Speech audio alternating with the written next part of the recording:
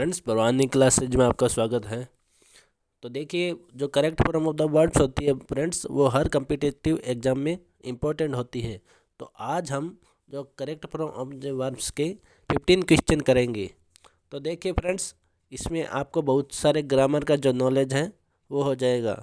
तो आप कोई कॉपी पेन लेके इसको पॉइंट को इनको कॉपी पेन लेके आप इनको लिख भी सकते हैं।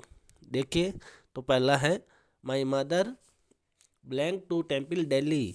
तो फ्रेंड्स, जो दिल्ली वर्क होता है उसके साथ में वर्क की फर्स्ट फॉर्म आती है और या फिर SAIS आता है। तो इसमें माई मदर गोज आएगा। तो गोज और गोइंग में से गोज आएगा। गोज इसलिए आता है, गो भी आ सकता था फ्रेंड्स, लेकिन माई मदर सिंगुलर है तो सिंगुलर के साथ में फर्स्ट फॉर्म के साथ SAIS आता है। तो इसमें जो डेली वर्क होता है तो उसमें SAIS आएगा। तो इसलिए ये प्रेजेंट सिंपल होगा, प्रेजेंट सिंपल टेंस ये माना जाएगा। दूसरा है friends, he blank in this office for 10 years.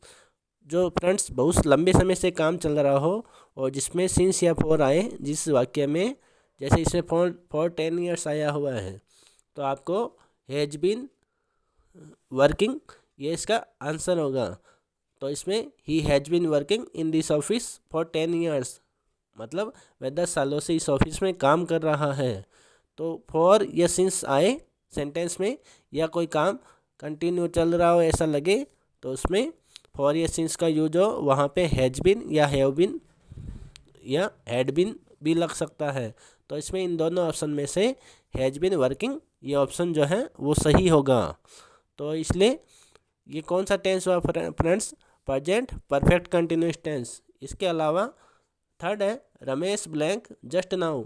जहाँ पे जस्ट नाउ आए तो वहाँ पे प्रेजेंट परफेक्ट टेंस कहलाता है फ्रेंड्स। तो प्रेजेंट परफेक्ट टेंस कहलाता है तो इसमें हैज अराइव्ड आएगा। तो Ramesh has arrived just now, मतलब रमेश अभी अभी पहुँचा है या पहुँच चुका है। तो ये प्रेजेंट परफेक्ट हुआ और हैज अराइव्ड आएगा। तो सेंटेंस की पहचान क्या है फ्रेंड्स? जिसमें जस्ट आए तो या ऑलरेडी आए, जस्ट आए, येट आए, तो ये जो वर्ड आए तो आपको प्रेजेंट परफेक्ट टेंस उसको बनाना है। तो हैज अराइव्ड इसमें आंसर होगा। इसके अलावा सरिता ब्लैक इन बीकानेर सिंस 2002। इसमें भी फ्रेंड्स जैसे कि सेकंड आपको सेंटेंस में बताया था, इसी प्रकार इसमें भी सिंस या फॉर का यूज है तो आपको हैज बीन या हैव बीन लिखना है। तो इसमें फोर्थ सेंटेंस में आएगा हैज बीन लिविंग। तो Sarita has been living in Bikaner since 2002।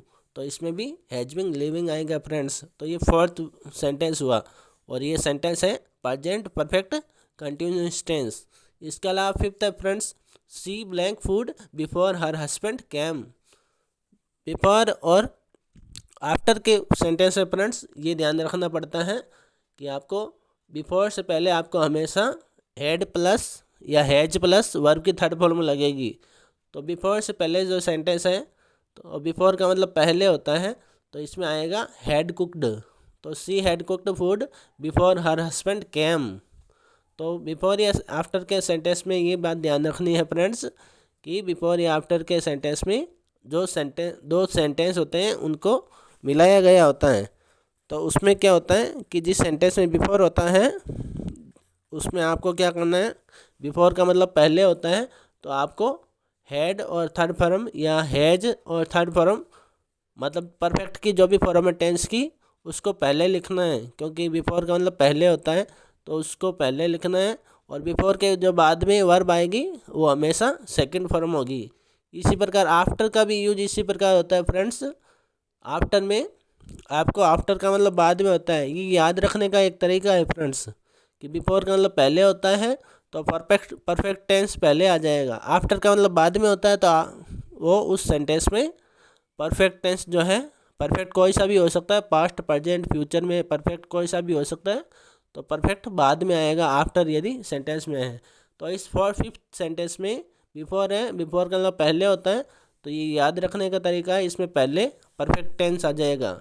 तो इसमें क्या आएगा, हैड कुक्ड, क्योंकि ये पास्ट परफेक्ट का ही वर्ड है हैड कुक्ड। तो she had cooked food before her husband came. इसी प्रकार सिक्स्थ है the train had left before they blank the station. आपको ये पहले ही बताया जा चुका है कि बिफोर का मतलब क्या होगा, पहले। तो आफ्टर या बिफोर के सेंटेंस में ये याद रखने का अच्छा तरीका है। तो इसमें क्या हो सकता है, बिफोर दे ब्लैंक स्टेशन, तो बिफोर दे अराइव्ड होगा, तो सिक्स सेंटेंस में अराइव्ड लिखा जाएगा फ्रेंड्स। तो ये याद रखने का तरीका है कि बिफोर का मतलब पहले होता है, तो परफेक्ट टेंस पहले हो जाएगा और सेकंड फॉर्म है वो बाद में हो जाएगी। तो बिफोर के बाद में क्या आएगी, सेकंड फॉर्म, यानी कि दे के बाद में अराइव्ड, तो सिक्स्थ में अराइव्ड आंसर होगा। इसी प्रकार सेवंथ है the show blank after I had rich the venue. After आया है, आफ्टर और बिफोर के जो सेंटेंस है वो यहाँ पे 3-4 ज़्यादा ही दिए हुए हैं जानबूझकर, ताकि आपको अच्छी तरह समझ में आ जाए। तो आफ्टर का मतलब सेंटेंस है, जो सेवन सेंटेंस है उसमें आफ्टर दिया गया है फ्रेंड्स। तो आप अपने आप सोचिए, आफ्टर का मतलब होता है बाद में, तो जो परफेक्ट टेंस है वो बाद में आएगा और सेकंड फॉर्म है वो पहले आ जाएगी। तो इसी प्रकार तो आफ्टर का पहले हमें बढ़ना है, तो अब में सेकंड फॉर्म बढ़नी है। तो द शो स्टार्टेड, तो द शो स्टार्टेड होगा after I had rich the venue. तो आफ्टर से जो पहले ब्लैंक दिया गया है फ्रेंड्स उसमें स्टार्टेड भरा जाएगा। तो कहने का मतलब है आफ्टर या बिफोर के सेंटेंस में इसी प्रकार होता है, ये याद रखने का अच्छा तरीका है। आठवां, माई mother blank clothes before I blank return from school. आपको ये दोनों खाली इसीलिए दिए गए हैं, ये आपको करके बताना है कि दोनों में क्या क्या भरा जा सकता है। नवा है they will play cricket if the principal blank them. तो इसमें प्रिंसिपल के साथ में अलाउज होगा, क्योंकि यहाँ पे इफ़ का और व्हेन का जब यूज होता है फ्रेंड्स, ये भी ध्यान रख लीजिए, इसमें इफ़ या व्हेन का रूल लगा है। तो इफ़ या व्हेन के सेंटेंस है फ्रेंड्स, इफ़ के साथ वाले सेंटेंस में मतलब ये नवे सेंटेंस में दो है सेंटेंस साथ में। एक तो ये हो गया दे विल प्ले क्रिकेट, यहाँ तक एक हो गया। दूसरा हम मानेंगे if the principal blank them, ये दो सेंटेंस है, ये दोनों जुड़े हुए हैं। तो इफ़ वाला सेंटेंस कौन सा माना जाएगा, द प्रिंसिपल ब्लैंक देम। तो इफ़ वाले सेंटेंस में हमेशा फर्स्ट फॉर्म लगेगी यदि सामने दूसरे सेंटेंस में विल लगा हुआ है। यदि इफ़ वाले सेंटेंस के दूसरे सामने वाले सेंटेंस में वुड हो तो इधर इफ़ के साथ में सेकंड फॉर्म लगेगी। इसी प्रकार ये नियम है। यहाँ पे सामने दे विल लिखा हुआ है, तो इफ़ के अलावा जो सेंटेंस है उसके साथ में यदि विल है तो इफ़ के साथ वाले सेंटेंस में हमेशा फर्स्ट फॉर्म होगी। तो इसमें फर्स्ट फॉर्म क्या, अलाउज, तो नवे में अलाउज होगा। If the principal allows them they will play cricket if the principal allows them. या यहाँ पे यदि दे वुड होता, दे वुड, तो दे वुड होता तो आप इफ़ के साथ वाले सेंटेंस में सेकंड फॉर्म लिख देते। इसी प्रकार यदि फर्स्ट विल है उधर तो आप इधर फर्स्ट फॉर्म लिखोगे, और यदि वुड है उधर WULD तो यहाँ इफ़ के साथ में आपको सेकंड फॉर्म लिखनी है। ये याद रखना है फ्रेंड्स। इसके अलावा 10वां है when I my work I shall take a rest. इस प्रकार जो अभी बताया था फ्रेंड्स कि इफ़ और व्हेन का यूज हो तो वो कैसे किया जाता है। तो 9वां और 10वां इफ़ और व्हेन का जो रूल है वो दोनों में लगेगा। तो इसमें व्हेन का जो सेंटेंस है वो कौन सा है, when I blank my work, ये तो एक सेंटेंस हो गया। दूसरा सेंटेंस है आई शैल टेक ए रेस्ट। तो इसी प्रकार अभी बताया था कि शैल विल जो एक साइड में शैल विल हो तो दूसरी इफ़ वाली साइड में आपको फर्स्ट फॉर्म रखनी है। तो दूसरी वाली साइड में क्या है friends, I shall take a rest, तो इसमें शैल है, तो इफ़ या व्हेन वाली साइड में फर्स्ट फॉर्म होगी, तो व्हेन आई फिनिश होगा। 10वें में फिनिश लिखा जाएगा।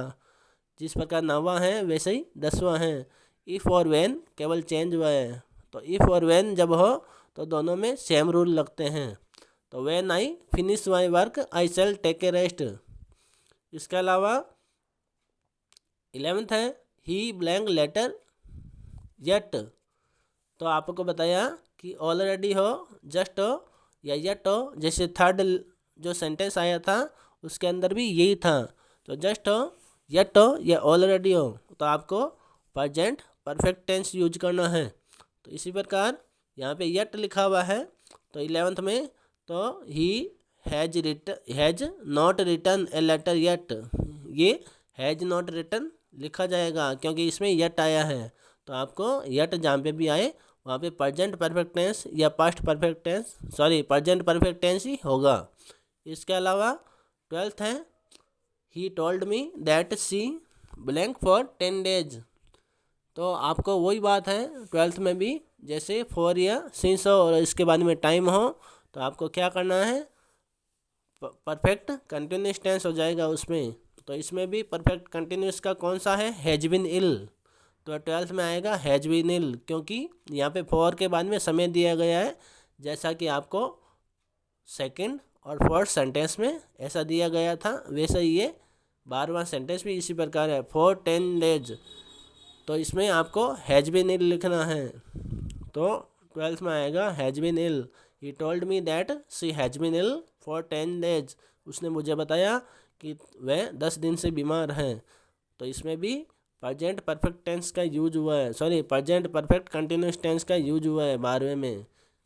13 है Ravi will have reached home before the sun. इसमें आप फ्रेंड्स आएगा बिफोर द सन सेट्स, तो बिफोर के बाद में आएगा सेट्स आएगा। तो आपको बिफोर या आफ्टर का यूज पहले ही बताया जा चुका है, तो सेट्स लिखा जाएगा इसमें। तो इसमें 13 में सेट्स होगा, रवि घर पहुंचेगा सूरज ढलने से पहले, इससे पहले कि सूरज ढलता है, बिफोर द सन सेट्स। 13 में सेट्स होगा। 14 में होगा फ्रेंड्स 2 + 2 ब्लैंक 4, 2 + 2 मैक्स 4 होगा, मैक्स लिखा जाएगा क्योंकि जो वर्ड है जो सेंटेंस है जो यूनिवर्सल ट्रूथ होता है, जैसे 2 + 2 4 ये यूनिवर्सल ट्रूथ है, मतलब सार्वभौमिक सत्य है, मतलब इसको कोई बदल नहीं सकता। इसी प्रकार जो यूनिवर्सल ट्रूथ होता है, जैसे कि सूरज है जो पूरब से उगता है, इसी प्रकार जो सार्वभौम सत्य वाक्य होते हैं कि 2 और 2 4 होते हैं, इसी प्रकार उसमें हमेशा फर्स्ट फॉर्म आती है। तो मैक्स लिखा जाएगा यानी कि SAS के साथ में 2 + 2 मैक्स 4। इसके अलावा 15 है आई ब्लैंक द ताजमहल। ये बिल्कुल आसान है, I have never seen the Taj Mahal, मैंने ताजमहल कभी नहीं देखा है। तो इसमें I have never seen the Taj Mahal, तो नेवर सीन होगा, नेवर सा कभी नहीं होता है, तो नेवर और सा कभी नहीं होता है, या तो डिड नॉट सीन सी हो सकता था, लेकिन इसमें हैव नेवर सीन होगा जो ज़्यादा सही है। तो I have never seen Taj Mahal. तो इसी प्रकार कंपटीशन एग्जाम में कोई भी जो भी correct form of the verb या इंग्लिश जो इम्प्रूव करनी है वो आप कर सकते हैं भवानी क्लासेज को सब्सक्राइब करके। Thank you.